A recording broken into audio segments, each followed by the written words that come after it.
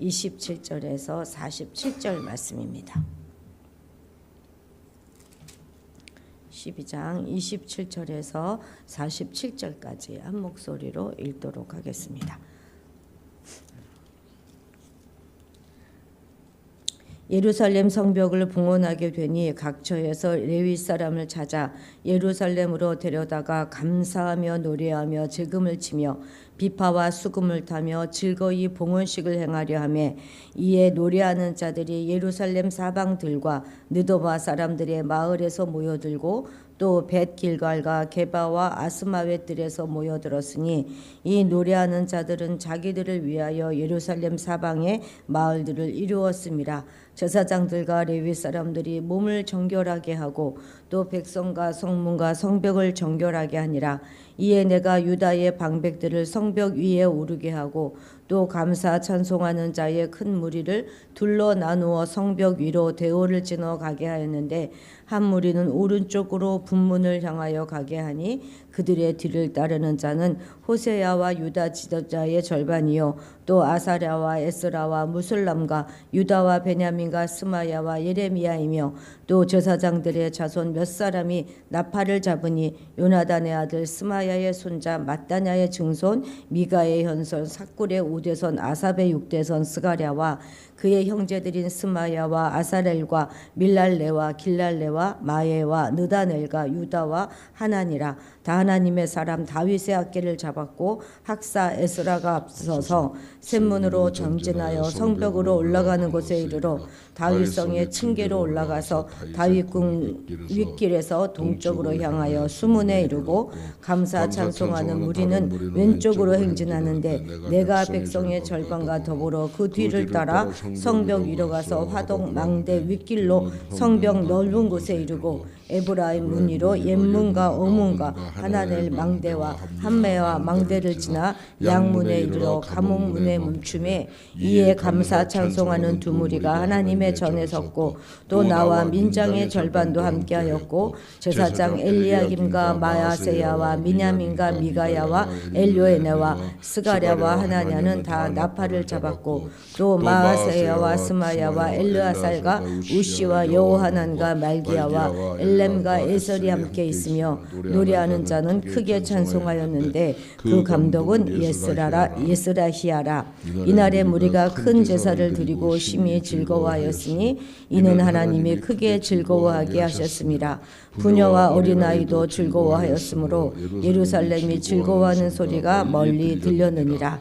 그날에 사람을 세워 곡간을 맡기고 제사장들과 레위 사람들에게 돌릴 것 곧 율법이 정한 대로 거제물과 처음 익은 것과 11조를 모든 성읍밭에 거두어 이 곡간에 쌓게 하였노니 이는 유다 사람이 섬기는 제사장들과 레위 사람들로 말미암아 즐거워하기 때문이라. 그들은 하나님을 섬기는 일과 결례의 일을 힘썼으며 노래하는 자들과 문지기들도 그러하여 모두 다윗과 그의 아들 솔로몬의 명령을 따라 행하였으니 옛적 다윗과 아삽의 때에는 노래하는 자의 지도자가 있어서 하나님께 찬송하는 노래와 감사하는 노래를 하였음이며 스룹바벨 때에 느헤미야 때에는 온 이스라엘이 노래하는 자들과 문지기들에게 날마다 쓸 몫을 주되 그들이 성별한 것을 레위 사람들에게 주고 레위 사람들은 그것을 또 성별하여 아론 자손에게 주었느니라.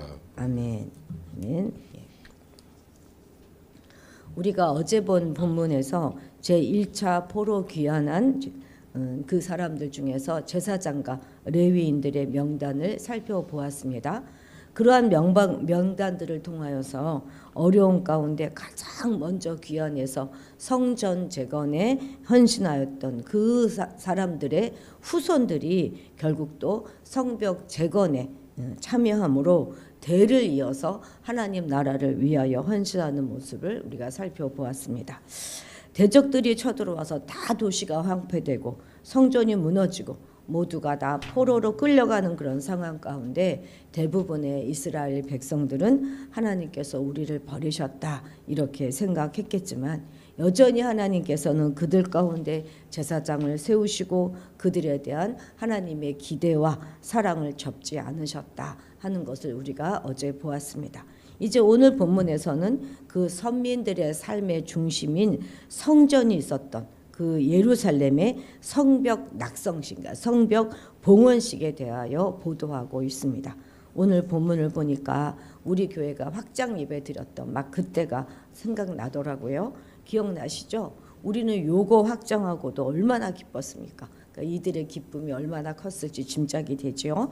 그 마음을 떠올리면서 오늘 본문을 대하면 훨씬 은혜가 되실 것입니다. 자, 27절 같이 읽겠습니다. 예루살렘 성벽을 봉헌하게 되니 각처에서 레위 사람을 찾아 예루살렘으로 데려다가 감사하며 노래하며 재금을 치며 비파와 수금을 타며 즐거이 봉헌식을 행하려 하매. 아멘. 예루살렘 성벽은 느헤미야서가 처음부터 언급하고 있었던 주제이죠. 아마 이때 이렇게 성벽이 완공이 돼서 이게 봉헌식을 드리는 이때가 BC 444년경이었을 것입니다. 느헤미야 3차 기한이 3차로 느헤미야가 기한했을 때가 BC 444년, 어떤 책에는 뭐 445년 이렇게 기록되어 있기도 하는데요. 우리 그냥 외우기 쉽게 444년으로 외우십시다. 그때 도착해서 이제 52일 만에 성벽을 완공했으니까 이제 444년쯤 됐겠죠. 우리가 1장에서 보았지만 느헤미야가 예루살렘으로 귀환한 이유가 바로 이 예루살렘 성이 무너지고 성문이 불탔다 하는 그런 소식을 들었기 때문이라고 1장 3절에서는 묘사하고 있지 않습니까? 그런데 이제 반년 동안이나 방치돼 두었던 그 성벽을 봉헌하면서 얼마나 기뻐했을지 짐작이 가지요. 오늘 본문은 봉헌의 과정을 즐거움이라는 단어를 사용하여서 표현하고 있습니다. 비파와 수금을 타면서 봉헌식을 행하는 모습은 언약궤가 성전에 들어가는 그 모습을 연상시켜주기도 하지요. 그런데 이렇게 봉헌식을 올려드리기 위해서 각처에서 레위인들을 찾아서 예루살렘으로 데려왔습니다. 28, 29절 같이 읽겠습니다. 이에 노래하는 자들이 예루살렘 사방들과 누도바 사람의 마을에서 모여들고 또 벳길갈과 게바와 아스마의 들에서 모여들었으니 이 노래하는 자들은 자기들을 위하여 예루살렘 사방의 마을들을 이루었습니다.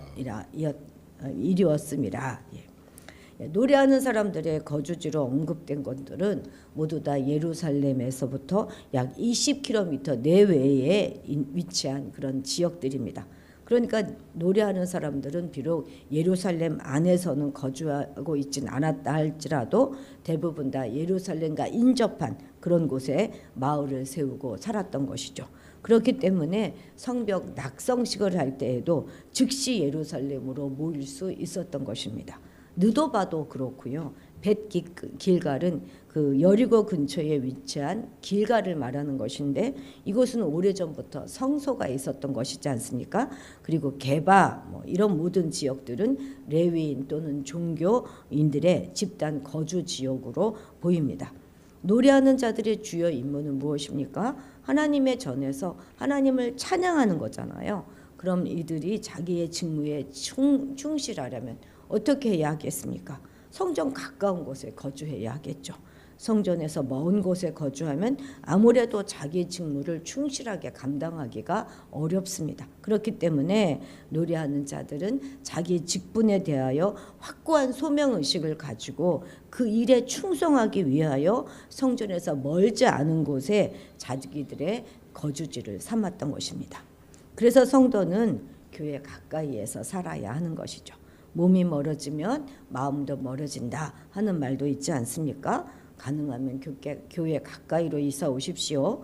하나님의 일은 대개 교회를 중심으로 하여 이루어집니다. 그래서 하나님께 충성된 자는 교회에서 가까운 곳에 교회를 언제든지 돌보고 또 언제든지 달려갈 수 있는 위치에 자신의 거주지를 정합니다. 이전에 전에는 교회 곁에 있고 싶어서 바로 교회 옆 건물로 이사가서 살았었는데요. 정말 좋더라고요. 바로 쭉 달려가고, 그리고 그 당시는 굉장히 개척교회였으니까 유치부 예배를 위해서 우리 집 거실을 내놓을 수도 있었고 정말 좋았습니다. 성도 여러분, 가능한 교회 가까이 하시기 바랍니다. 예, 물론 교회를 가까이 하는 것이 곧 하나님을 가까이 하는 것이다, 이렇게 단정지어 말할 수는 없겠죠. 그러나 하나님을 사랑하는 그 마음으로 교회를 가까이 할 때 하나님과 더욱더 가까워질 수 있을 것입니다. 그런 의미에서 우리 김영수 자매님이 이쪽으로 이사 오기 위하여 집을 내놓으셨다고 하지 않습니까? 물론 아직 계약까지 이루어지진 상태는 아닌가 본데요. 우리 모두 그것을 환영하고 이것이 우리 모두에게 도전이 되어야 하겠습니다. 자, 30절 같이 읽겠습니다. 제사장들과 레위 사람들이 몸을 정결하게 하고 또 백성과 성문과 성벽을 정결하게 하니라. 아멘. 요 한 절에 정결하게 한다 하는 말이 두 번이나 들어가 있습니다. 그만큼 정결이 강조되고 있다는 말이겠죠. 예배를 인도할 자도 그리고 예배를 참여할 자들도 모두 정결케 하였다 하는 말입니다.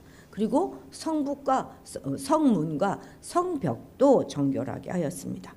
우리도 예배를 드리기 위해서는 정결하게 해야 하는데, 그럼 정결하게 하려면 어떻게 해야 할까요? 목욕을 해야 합니까? 제사장들처럼 물두멍에 가서 우리도 손이라도 씻어야 될까요? 손과 발을? 바로 회개를 통하여서 예수 그리스도의 피로 자기를 씻고 예수 그리스도의 의로 우리가 옷 입어야 하는 것입니다. 회개 없이는 하나님으로 나아갈 수 없고 하나님께 예배할 수 없고 하나님을 기쁘시게 해드릴 수도 없습니다. 어떠한 일도 할 수 없어요. 회개치 않은 자가 드린 것은 그것이 아무리 많은 재물이라 할지라도 하나님께서 흠양하지 않으십니다. 그렇기 때문에 여러분들은 하나님을 예배하기 위해 하나님의 전으로 나올 때 반드시 회개를 선행하시기 바랍니다. 스스로 죄 없다 여기지 마십시오. 우리가 예배 시간의 순서에 따라 죄를 회개하는 시간이 있는데 그 시간을 그냥 습관적으로 보내지 마시고 진정과 진심으로 우리가 회개해야 할 것입니다. 우리는 알게 모르게 늘 죄를 짓고 살고 있기 때문에 자기가 알지 못하는 죄를 할지라도 우리는 반드시 회개해야 하는 것이죠. 자, 31절 같이 읽겠습니다.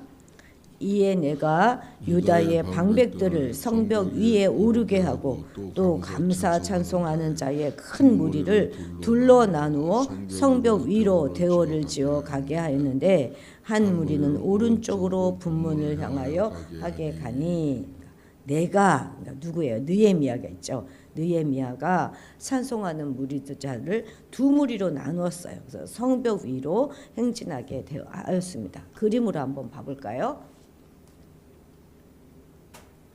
첫 번째 그림 좀, 이렇게 이제 성벽 그 위로 이렇게 지나가게 하였던 거, 두 무리로 해서 한쪽은 에스라, 36절에 보면 에스라가 앞장섰다 그렇죠. 다른 한쪽은 이제 38절에 보면 내가 그렇죠. 느헤미야가 인도해서 이들은 성벽을 따라서 반대 방향으로 행진하여서 마침내 성전에서 만났습니다. 이것은 하나님의 은혜와 구속 역사 속에서 하나된 공동체가 하나님께 영광 돌리는 그런 예배의 장면이라 할 수 있겠습니다. 자, 여기 보면 자 37절 보면 이제 에스라가 앞장서서 다윗의 악기를 앞장서서 샘문으로 전진하고 또 수문에 먼저는 이제 분문 여기서 시작하죠, 그죠? 분문 여기서 시작해서 또 그림을 하나 갖고 왔는데. 그림이 여기 없네요. 잠깐만요. 저기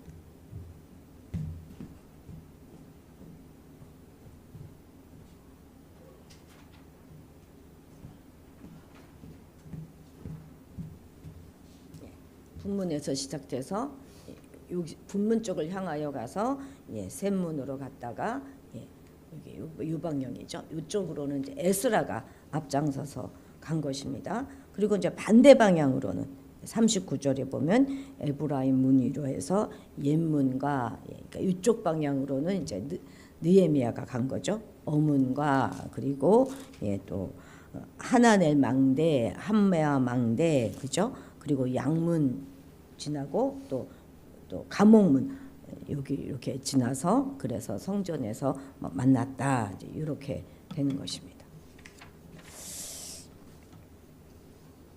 우리 43절 같이 읽겠습니다. 43절입니다. 이날에 우리가 큰 제사를 드리고 심히 즐거워하였으니 이는 하나님이 크게 즐거워하셨습니다. 부녀와 어린아이도 즐거워하였으므로 예루살렘이 즐거워하는 소리가 멀리 들렸느니라. 아멘. 예, 여기서 이 한 절에 즐거워하다 하는 단어가 몇 번 나오고 있습니까? 우리말 성경으로는 4번이나 나오는데요. 원어에서 보면 이 즐거워하다는 어근을 가진 그 단어가 무려 5번이 나오고 있습니다. 그런데 이들은 하나님께로 뭔가를 받았기 때문에 즐거워하고 있는 것이 아닙니다. 오히려 지금 자신을 드리고 있잖아요. 시간을 드리고 몸을 드리고 자신들의 짐승을 제물로 드리고 있습니다. 그런데도 크게 기뻐하고 심히 즐거워합니다. 이것은 세상 사람들의 눈으로 볼 때는 정말 이상한 모습이 아니겠습니까? 비록 세상 사람들이 보기에는 도저히 이해가 안 되고 심지어 정신 나간 그런 모습으로 보일지라도 몰라도 이 모습이야말로 성도가 취해야 될 가장 이상적이고 아름다운 모습인 것이죠. 성도로서 가장 이상적이고 올바른 모습은 하나님께서 기뻐하시는 그것으로 내가 기뻐하는 그것입니다. 하나님께서 기뻐하시는 일이라면 비록 자신은 손해를 볼지라도 희생을 당할지라도 기쁘게 그 일을 하는 것이 바로 성도의 모습입니다. 그런데 위에서 언급했던 그 봉헌식에 쭉 참석했던 그 사람들만 기뻐하고 즐거워한 것이 아니라 어린아이들도 여인들도 기뻐하였다. 이렇게 특별히 기록하고 있습니다. 당시 이들은 심하게 표현하면은요, 사람 취급을 받지 못했던 자들입니다. 그래서 인구 계수할 때도 포함되지 않았잖아요. 우리가 여지껏 얼마나 많은 명단이 나왔습니까? 그 명단에도 여자의 이름이나 어린아이의 이름은 없었습니다. 그런데 여기 이렇게 특별히 부녀와 어린이도 기뻐하였다 이렇게 보도하는 것은 정말 특기할 만한 상황이고, 그래서 여기에 분명한 메시지가 있는 것이죠. 하나님의 기쁨에 참여하는 일은 어떤 특정한 사람에게만 해당되는 것이 아니라는 것입니다. 모든 사람은 다 태어나면서 기본적으로 이 하나님을 기뻐할 수 있는 권리를 가지고 있고 의무를 가지고 있습니다. 따라서 어느 누구도 이 권리를 박탈당할 수 없습니다. 이방인이라고 해도 부녀라고 해도 어린아이라고 해도 결코 무시당해서는 안 되는 것입니다. 그리고 어느 누구도 여기에 방관자가 되어서도 안 되는 것이죠.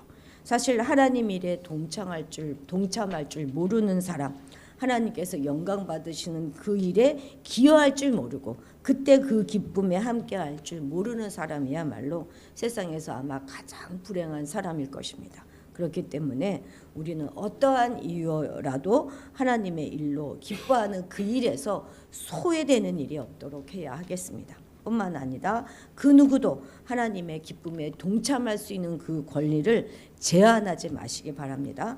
적극적으로 하나님 일에 동참하고 희생하고 또 봉사함으로써 이 기쁨을 함께 누리는 진실로 복된 여러분들이 되시기를 바랍니다. 우리 47절 같이 읽겠습니다. 수룹바벨 때와 느헤미야 때에는 온 이스라엘이 노래하는 자들과 문지기들에게 날마다 쓸 몫을 주되 그들이 성별한 것을 레위 사람들에게 주고 레위 사람들은 그것을 또 성별하여 아론 자손에게 주었느니라. 아멘. 성벽이 세워졌다면 이제 그 성벽 안에서 가장 중요한 것은 하나님께 드려지는 예배가 아니겠습니까? 곡식, 처음 익은 열매, 11조, 제물 이런 것들을 맡아 보관하는 그런 자들이 세워지고 또 제사장과 레위인과 노래하는 자와 문지기가 각각의 역할을 감당하였습니다. 특히 이들은 다윗과 솔로몬 전통을 따라서 하나님을 섬겼음을 강조하고 있지 않습니까? 그런데 이 시대는 정말 어려운 시대였어요. 나라가 부강한 때도 아니었습니다. 인구가 많은 것도 아니죠. 돌아온 사람들이 그렇게 많지 않았으니까. 그런데도 이들은 자신들의 예배를 이스라엘 역상 최강의 시대에 해당하는 다윗 시대의 예배로 돌려놓은 것입니다. 그러니까 수룹바벨과 느헤미야 시대의 예배가 제도적으로 옳게 확립되었다 하는 것을 보도하고 있는 거지 않습니까? 아무리 시대가 아무래도 제대로 된 지도자 한 사람을 만나게 되면 그 시대 전체가 위대해질 수 있다는 것입니다. 그 시대 사람 전체가 믿음의 사람, 믿음의 역군이 될 수 있습니다. 하지만 반대로 지도자 한 사람이 타락해 보십시오. 천박한 사람이 지도자에 앉아 보십시오. 그러면 어떻게 되겠습니까? 지금 우리가 날마다 똑똑히 그것을 보고 있고 경험하고 있지 않습니까? 그 시대 전체가 불행해지는 거예요. 그 시대의 모든 사람의 신앙이 타락되고 불행에 빠지게 되는 것입니다. 어제 이재명 대통령은 국무회의를 진행하면서 일본의 예를 들어 통일교 재단 해산을 검토해봐라 이렇게 법제부에게 지시했습니다. 이것은 정말 어마어마한 이야기입니다. 지나간 어느 대통령의 입에서도 이런 말은 나온 적이 없지요. 통일교가 이단이니까 해체하는 것을 보고 잘 됐다 이렇게 생각하는 분도 있겠지만 결코 그렇지 않습니다. 우리나라에는 엄연한 종교의 자유가 있는 나라인데 이렇게 정부가 마음대로 종교재단을 해산하라 할 수 있다는 것은 이제 곧 그 화살이 우리 개신교에도 올 수 있다는 이야기입니다. 설마 통일교를 해체하기 위해서 그렇게 했겠습니까? 그 화살은 결국 우리 개신교 해체를 목표로 하고 있다고 보는 것이 옳겠습니다. 코로나 시기에는 신천지를 타겟으로 삼았잖아요. 그러다가 우리도 예배를 드리지 못하도록 핍박하였습니다.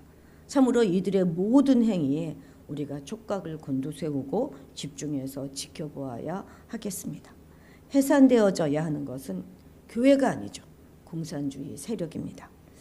우리는 바른 지도자를 이 땅 위에 세워주시기를 날마다 기도해야 하겠습니다. 그리고 하나님을 신뢰하며 절대적으로 의지하는 그런 바른 지도자가 우리도 되기 위해서 날마다 말씀으로 깨어 있어야 하겠습니다. 기도하시겠습니다. 느헤미야와 에스라라고 하는 위대한 지도자가 있어서 나라도 없었고 아무 기반 시설도 예배 시설도 없었던 예루살렘이 하나씩 정비되어 다윗 시대만큼의 그런 예배드리는 그런 위상으로 정비되어 가는 모습을 오늘 보았습니다. 그 어떤 것보다 가장 먼저 하나님께 예배할 성전을 재건하고 그리고 백성들을 위하여 성벽을 재건하며 기뻐하고 즐거워하는 모습을 보았습니다. 이것이 우리의 삶의 우선순위가 되게 하옵소서. 공동체를 귀하게 여기면서 하나님 안에서 함께 기뻐하고 함께 즐거워하는 우리가 되게 하옵소서. 어느 누구도 소외되지 않게 하시고 오직 하나님이 주시는 그 기쁨이 늘 우리 가운데 넘치게 도와주옵소서. 이 땅에 바른 지도자를 세워주셔서 이 나라의 미래에도 우리 모두 하나님을 마음껏 예배하며 찬양할 수 있도록 인도하여 주옵소서. 또한 우리 각자도 하나님의 비전을 품은 바른 지도자가 될 수 있도록 인도하여 주옵소서. 감사드리며 예수님의 이름으로 기도드렸습니다. 아멘. 아멘. 오늘은